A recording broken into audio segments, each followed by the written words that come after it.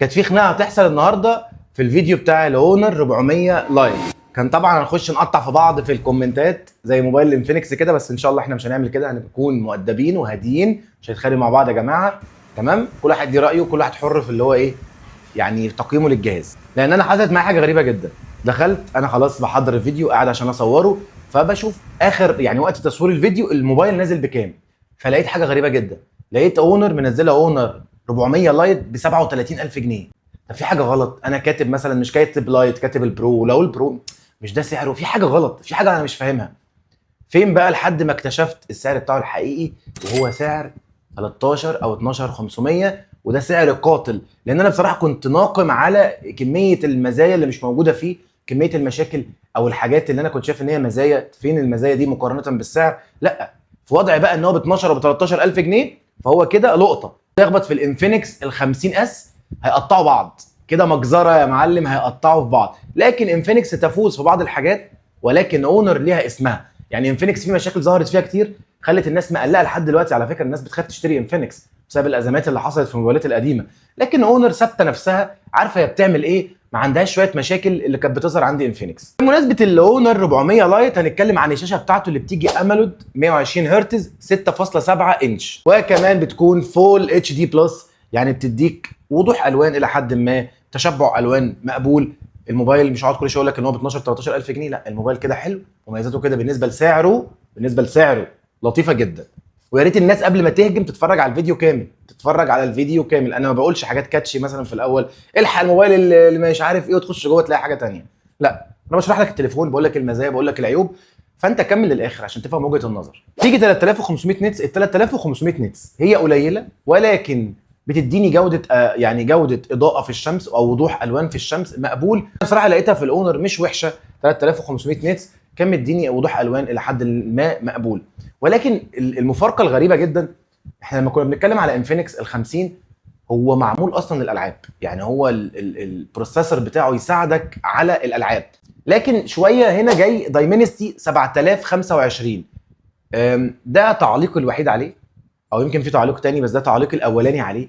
انفينكس عملت الموبايل بنفس السعر ونزلت هدايا كتير جدا معاه ويمكن ارخص، وما عملش كل ده، ما عملش حاجات دي. نزل البروسيسور بتاعه كان اداء العاب ممتاز، استقرار في الفريمات. لكن هنا الدايمنستي 7025 بيديني فريمات بتقطع، لان هو بيشتغل 40 فريم في الثانيه، 40 فريم، يعني هو مش 60 ولا 90 ولا 120، لا هو شغال 40 فريم، فبالتالي بيديك تقطيع شويه. تخيل ان هو هيديك اداء في الالعاب اقل من الانفينكس، ودي حاجه يعني مش حبا في اونر، بس انا مش اونر اللي تطلع منها حاجه زي دي. يعني انا سيريس اونر وواوي والناس الجميله دي، انا من عشاق السيريس دي من زمان. يعني كنت بستخدم اندرويد زمان، اول ما ظهر الاندرويد كان كل موبايلاتي واوي، يعني كنت بحب الشركه دي، بحب السامسونج على قد هذا القدر، يعني كنت لا بتجنب الموبايلات دي.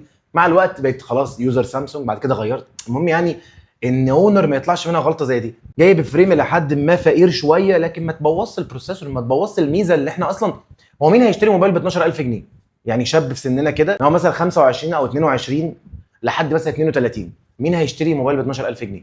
هيشتري واحد مثلا سنه اصغر هيجيبه لابنه، فده هيبقى اصلا الهدف بتاعه اصلا العاب، يعني الهدف بتاعه العاب مش سكرولنج. يعني الناس اللي بتستخدم سكرول بس ده هيبقى قليل جدا، فانت ظلمت التليفون، قتلته، اديته طعنه.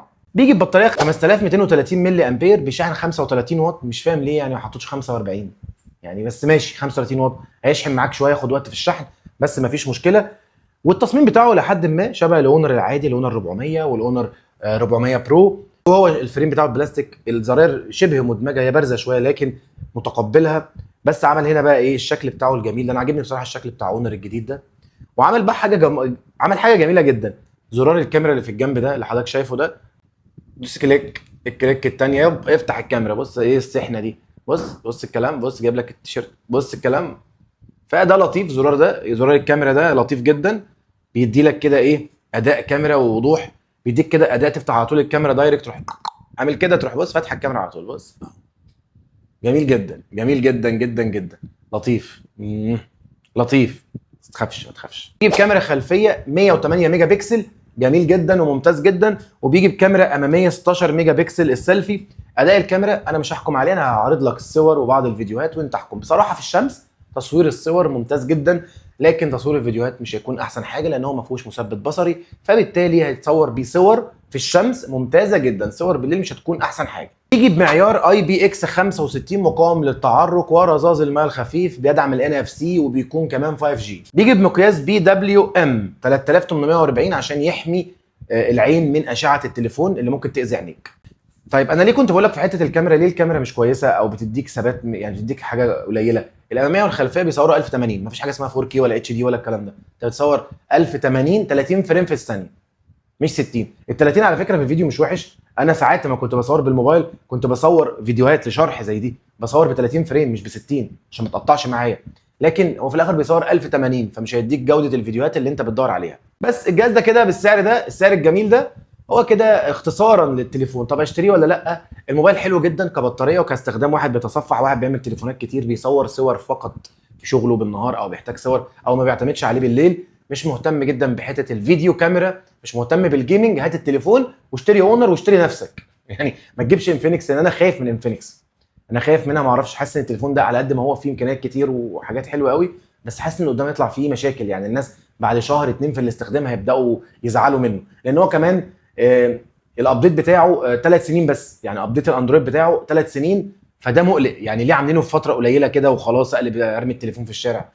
فماشي هيبان، كله هيبان. فانت لو مش مهتم بالحته دي هات التليفون، غير كده مهتم بقى بحته الاي اي، او الموبايل بيدعم الاي اي بقى في التصوير وفي الترجمه، بيعمل حاجات كتيره جدا في الاي اي داخليا فيه يعني، وشكل التليفون حلو، يعني شكل التليفون والويف اللي فيه دي وملمسه والحجم بتاعه الى حد ما مقبول. بس انا كده شرحت لك شرح سريع ومختصر للهونر 400 لايت، واتمنى ما نتخانقش مع بعض في الكومنتات احبائي، عشان اعمل لكم مفاجاه وانزل لكم الفيديو الفي 50 الشرير. لو حابب تتفرج بقى الفي 50 الشرير هنتكلم عنه. لو عجبك الفيديو ما تنساش تعمل لايك وشير. باي باي.